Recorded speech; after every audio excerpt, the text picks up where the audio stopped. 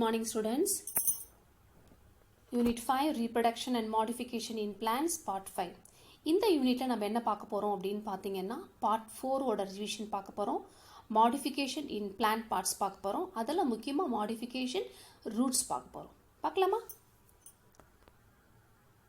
Modification of plant parts அதல modification of root பார்க்க போறோம். பார்க்கலாமா? So first revision. Vegetative propagation by leaves takes place in. So நம்ம asexual reproductionல 4 types பார்த்தோம். அதுல first type தான் vegetative propagation பார்த்தோம். இலைகள் மூலம் இனப்பெருக்கம் செய்யக்கூடிய தாவரம் எது அப்படின்றத நம்ம ஏற்கனவே படிச்சிருக்கோம். உங்களுக்கு 4 ஆப்ஷன் கொடுத்திருக்காங்க. Bryophyllum, fungi, virus, bacteria. Which one? Yes, Bryophyllum. எது? Bryophyllum. Next one. Asexual reproduction in yeast. ஈஸ்ட்ல நடக்கக்கூடிய asexual reproduction என்னன்னு பார்த்தோம். ஸ்போர் ஃபார்மேஷனா, ஃப்ராக்மெண்டேஷனா, பாலினேஷனா, பட்டிங்கா. எஸ், பட்டிங் பார்த்தோம். என்ன பார்த்தோம்? பட்டிங். அடுத்து next question. What are the types of asexual reproduction? எத்தனை டைப்ஸ் நம்ம பார்த்தோம்? there are 4 types. what are they? vegetative reproduction, budding, fragmentation, spore formation. So இந்த 3 கொஸ்டின்ஸ் தான் நம்ம பார்ட் 4ல பார்த்ததுல இருந்து உங்களுக்கு நான் கொடுத்துருக்கேன். ஸோ இதை ஆல்ரெடி நீங்கள் படிச்சிருப்பீங்க. இருந்தாலும் திரும்ப ஒரு வாட்டி எனக்கு எழுதி A4 ஷீட்டில் எழுதி சப்மிட் பண்ணுங்கள். Next modification of plant parts பார்க்கலாமா? Modification of plant parts. இப்போ ஆல்ரெடி நீங்கள் சின்ன கிளாஸ்லேயே வந்து பிளான்ட்டோட பார்ட்ஸ் படிச்சிருப்பீங்க. என்னென்ன படிச்சிருப்பீங்க? Already you learned you know roots, leaves, stem, ஃப்ளவர்ஸ்ன்னு படிச்சிருப்பீங்க. ஸோ அந்த ஒவ்வொரு பகுதிக்கும் ஒவ்வொரு ஃபங்க்ஷன்ஸ் இருக்குன்றதையும் படிச்சிருப்பீங்க. ரூட் வந்து தாவரத்தை மண்ணில் தாங்குவதற்கும் நீரை உறிஞ்சுவதற்கு பயன்படுகிறதுன்றது படிச்சிருப்பீங்க.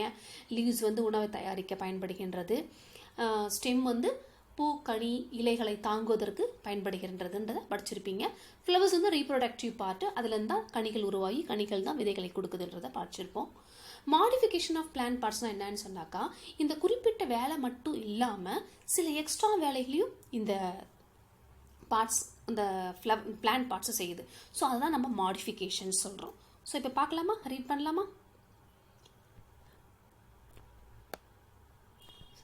Specific needs. In some plants, root, stem and leaves change their shape and structure to perform special functions like storage of food, mechanical support, protection and other vital functions. This is known as modification. So, சில extra special ஃபங்க்ஷனுக்காக என்ன பண்ணுது? அது தன்னுடைய shape, ஸ்ட்ரக்சரை மாற்றி ஒரு other ஃபங்க்ஷனை செய்யுது. ஸோ அதுக்கு பேர் தான் மாடிஃபிகேஷன் பேர். என்னென்ன ஃபங்க்ஷன் செய்யுது? ஸ்டோரேஜ் ஃபார் ஃபுட், உணவை சேமிக்கிறதுக்கு பயன்படுது. மெக்கானிக்கல் சப்போர்ட், தாங்குவதற்கு பயன்படுகின்றது.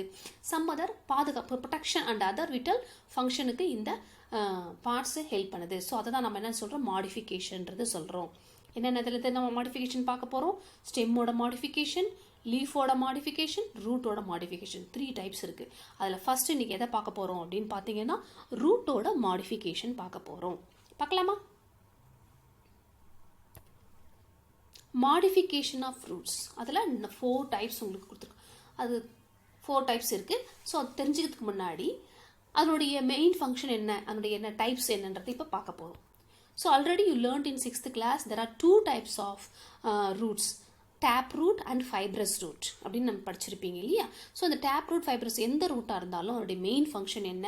ஆன்சோ பிளான்ட், பிளான்ட்டை மண்ணில் நிலைநிறுத்துவதற்கு பயன்படுகின்றது. அடுத்து அப்சர்வ் வாட்டர் அண்ட் மினரல்ஸ், மண்ணிலிருந்து நீரை உறிஞ்சி மற்ற பாகங்களுக்கு கொண்டு செல்வதற்கு இந்த வேர்கள் துணை புரிகின்றதுன்றதை நம்ம படிச்சிருக்கோம். ஸோ இது 2 மட்டும் இல்லாமல் என்ன பண்ண போது? அது சில ஷேப்ஸ் மாடிஃபை பண்ணி சில எக்ஸ்ட்ரா ஃபங்க்ஷன்ஸை அது செய்யுது. ஸோ அதை தான் நம்ம மாடிஃபிகேஷன் சொல்கிறோம். என்னென்ன ஃபங்க்ஷன்றதை பார்க்கலாமா? ஃபர்ஸ்ட் வந்து ஸ்டோர் ஃபுட், உணவை சேமிக்க வைக்கின்றன.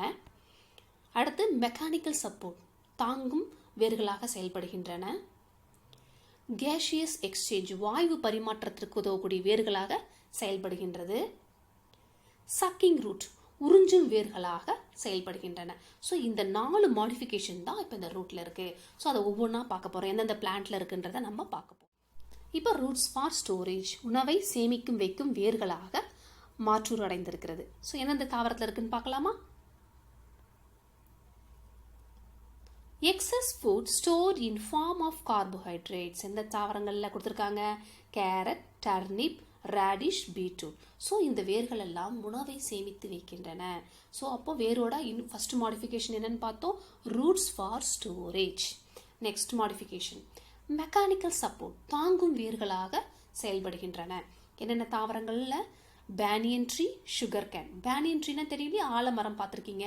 அந்த ஆலமரத்தை நிறைய விழுதுகள் தொங்கும். ஸோ அந்த விழுதுகள்லாம் வேர்கள் தான். அந்த வேர்கள் என்ன எதுக்காக ஹெல்ப் பண்ணுது அப்படின்னு பார்த்தீங்கன்னா, அந்த மரம் கீழே விழாமல் இருக்கிறதுக்காக, சப்போர்ட் பண்ணுறதுக்காக அந்த விழுதுகள் அந்த மரத்துக்கு ஹெல்ப் பண்ணுது. அதே மாதிரி பார்த்தீங்கன்னா சுகர் கேனில் பார்த்தீங்கன்னா ஒரு பேம்பு ட்ரீ மாதிரி இல்லை நீட்டாக வளரும் இல்லையா? ஸோ அதனுடைய கணு பகுதியில் வேர்கள் உருவாகி அது மண்ணுக்குள்ளே புதைந்து அந்த கரும்பை கீழே விழாமல் தாங்கி நிற்கின்றன. ஸோ அப்போ தாங்கும் வேர்களாக மாடிஃபை ஆகிருக்கு இந்த ரூட். அப்போ first modification roots for storage, second modification mechanical support. ஓகேவா? எங்கே மெக்கானிக்கல் சப்போர்ட் எந்தெந்த தாவரங்கள் அப்படின்னு பார்த்தீங்கன்னா பேனியன் ட்ரீ, சுகர் கேன். அடுத்த மாடிஃபிகேஷன் பார்க்கலாமா? Sucking root. சில தாவரங்கள் பார்த்தீங்கன்னா எல்லா தாவரங்களும் நம்ம உணவு தனக்கு தேவையான உணவை தானே தயாரித்து கொள்ளும்னு பார்த்தோம் இல்லையா?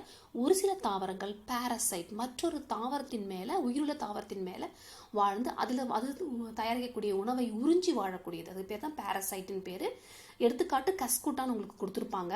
இங்கே பார்த்தீங்கன்னா ஒரு கொடி மாதிரி இருக்கு இல்லையா? இதோ கொடுத்துருக்காங்களே இந்த கொடி மாதிரி இருக்கு இல்லையா? இந்த தாவரம் தான் கஸ்குட்டான்னு பேர். அது என்ன பண்ணும்?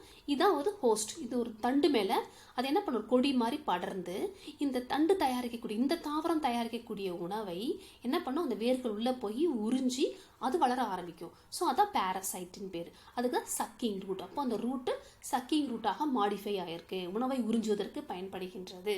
அந்த எந்த தாவரத்து மேலே வாழுதோ அந்த தாவரத்தில் இருக்கக்கூடிய உணவுகளை உறிஞ்சுவதற்கு அந்த வேர்கள் பயன்படுகின்றது. சரியா? அடுத்து கேஷியஸ் எக்ஸ்சேஞ்ச், வாயு பரிமாற்றம். ஸோ இந்த தாவரத்தோட பேர், இந்த மரத்தோட பேர் வந்து அவிசினியான்னு பேர். எங்கே வளரும்னு பார்த்தீங்கன்னா மேங்க்ரூவ், சதுப்பு நிலங்களில் வளரும், ஈரப்பதமான இருக்கக்கூடிய இடங்களில் வளரும். ஸோ அந்த வேர்கள் சுவாசிப்பதற்கு அங்கே போதுமான அளவுக்கு காற்றோட்டம் இல்லாமல் இருக்கிறதுனால அந்த வேர்கள் என்ன பண்ணும்? பூமிக்கு அடியிலிருந்து மேல் நோக்கி வளரும். இப்படி மேல் நோக்கி வளரும். இந்த மேல் நோக்கி வளர்ந்து அதில் சில துளைகள் காணப்படும். அதுக்கு பேர் நெமட்டோஃபோர்ஸ்ன்னு பேர்.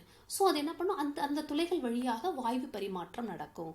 ஸோ அப்போ வேர்கள் வந்து வாயு பரிமாற்றத்திற்கு துணை புரிகின்றன. இது ஒரு மாடிஃபிகேஷன். அப்போ 4 மாடிஃபிகேஷன் நம்ம பார்த்தோம். என்னென்ன மாடிஃபிகேஷன் நம்ம பார்த்தோம்? மெக்கானிக்கல் சப்போர்ட், தாங்கும் வேர்களாக செயல்படுகின்றன. எந்தெந்த மரத்தில் பார்த்தோம்? ஆலமரம், சுகர் கேனில் பார்த்தோம்.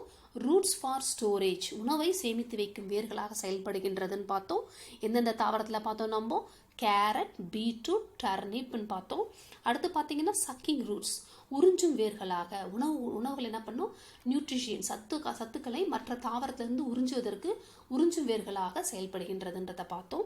அடுத்து கேஷியஸ் எக்ஸ்சேஞ்ச், வாயு பரிமாற்றத்திற்கு இந்த வேர்களானது பூமிக்கடியிலிருந்து பூமிக்கு மேல் நோக்கி வளர்ந்து வாயு பரிமாற்றத்துக்கு துணை புரிகின்றதுன்னு பார்த்தோம். ஸோ இந்த 4 தான் அந்த ரூட்டோட ஸ்பெஷல் ஃபங்க்ஷன். அதனால தான் அது மாற்றுருக்களாக மாறி சில முக்கியமான வேலைகளை செய்கின்றது. ஓகேவா? ஸோ இது உங்களுக்கு நல்லா புரிஞ்சிருக்கும்னு நினைக்கிறேன். இன்றைக்கே இதை படிச்சிட்டிங்கன்னா ஈஸியாக உங்களுக்கு புரிஞ்சிடும். Okay, thank you.